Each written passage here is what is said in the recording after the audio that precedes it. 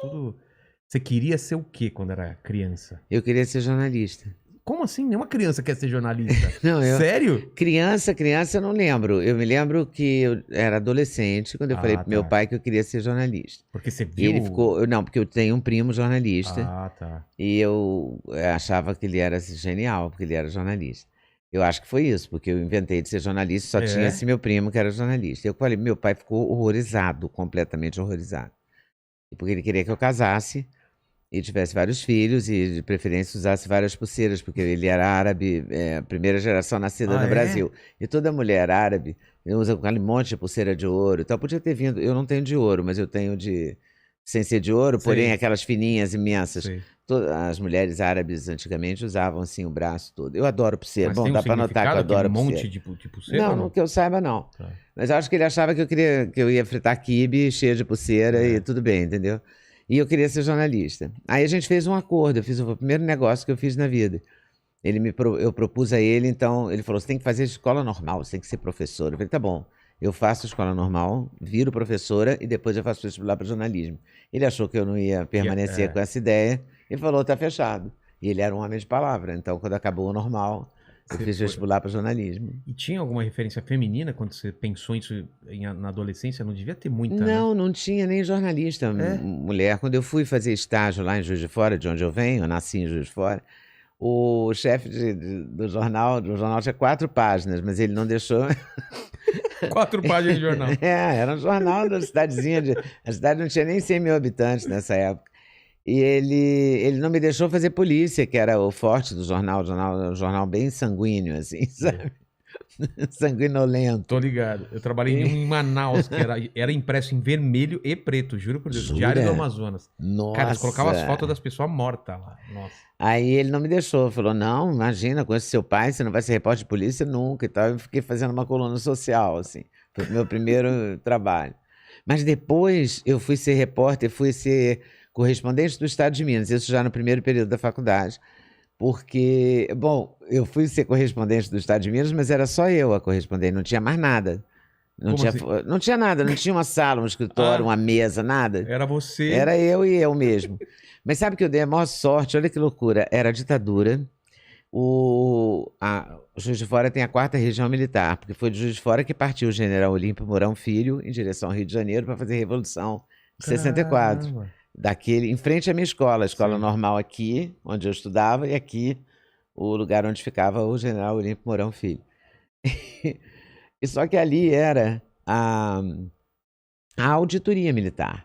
Era onde os presos ficavam em Linhares, na penitenciária de Linhares, mas eram julgados ali. Então ali eu conhecia todo o elenco do Pasquim, porque o elenco do Pasquim foi preso em Juiz de Fora. Ah, tá, mas eles eram presos. Mas era no Rio. E eles foram presos lá? Ficaram lá, porque eles foram presos no Rio. Jaguar, Sérgio Cabral, esse povo. E os advogados eram os advogados mais famosos do Rio de Janeiro. Eliano Fragoso, Evaristo de Moraes. Então, todas essas pessoas eu conheci aos 19 anos. Entrevistando ou não podia? Não, eu não entrevistava muito. Não, eu só cobria. Eu entrevistava o promotor, que era Joaquim Simeão de Faria. Me lembro até hoje do nome dele. E eu assisti os julgamentos. Eles foram presos por piadas, por textos? Não, eles foram presos porque era censura, né? Então, porque falaram alguma coisa contra o governo. Claro. Imagina, o Pasquim falava tudo contra o governo. Quem era nessa época? Era o começo da ditadura militar. Eu peguei o finalzinho com o Geisel e o... Não, você já pegou a parte light, então. E o... Figueiredo. Figueiredo light. Não, Geisel eu nem lembro. Foi o Figueiredo mais que eu lembro, assim. Eu me lembro eu cheguei ao Rio no Médici. Médici foi pesado. Quando eu cheguei no Globo, então ainda tinha isso. Seu pai preocupado também de você ser jornalista? Não, meu pai ficou horrorizado. Primeiro horrorizado porque mulher não devia ser jornalista, tá? Já é uma coisa que não era normal. Foi essa fase aí, inicial. Aí eu me formei em jornalismo. Aí o meu priminho, aquele que eu falei que me inspirou, sequestrou o embaixador americano, só isso. Era o Gabeira, meu priminho. É o Gabeira. Fernando Paulo Nagli Gabeira. O Gabeira? Okay? E Aí eles- o Gabeira sequestra o embaixador americano. Aí meu pai ficou com mais ódio ainda de jornalista. Falou, como jornalista? Que história maravilhosa! Aí não pode ser jornalista, a pessoa não pode. Então. Jornalista barra Jornalista faz isso, né? Sequestra embaixadores. revolucionário.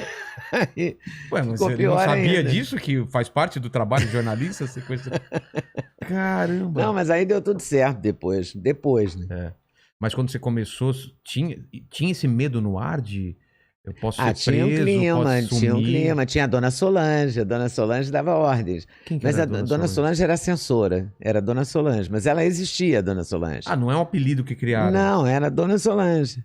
E aí a Dona Solange proibia, claro que tinha gente na redação, tinha os militares na redação, tinha dedo duro, É tinha que tudo tinha isso. infiltrado, né? Tinha. Meu pai fala que ele era professor, ele sempre tinha um medo de alguém entregar. Mas tinha as pessoas que entregavam mesmo. Caramba. Né, mas isso, quando eu cheguei no Rio para ser jornalista, o Gabeira já estava banido. Tá.